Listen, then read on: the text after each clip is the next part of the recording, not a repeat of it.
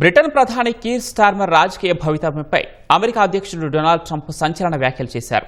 Starmer త్వరలోనే ప్రధాని పదవికి రాజీనామా చేస్తారని ట్రంప్ జోస్యం చెప్పారు.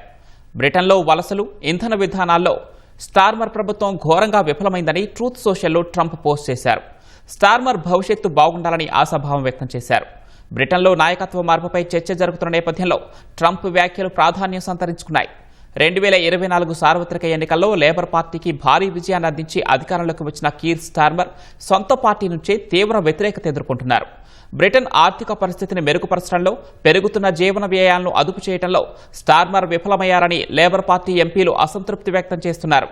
దీనికి తోడు స్థానిక ఎన్నికల్లో లేబర్ పార్టీకి పేలవమైన ఫలితాలు రావడం, మేకర్ ఫీల్డ్ పార్లమెంటరీ ఉప ఎన్నికలో పార్టీ నేత బర్న్ హోమ్ ఘన విజయం సాధించడంతో స్టార్మర్ నాయకత్వంపై ప్రశ్నలు వస్తున్నాయి. స్టార్మర్ స్థానంలో బర్న్ హామ్ను ప్రధానిగా చేయాలని పార్టీలోని అత్యధిక ఎంపీలు, సీనియర్ మంత్రులు కోరుతున్నట్లు తెలుస్తోంది.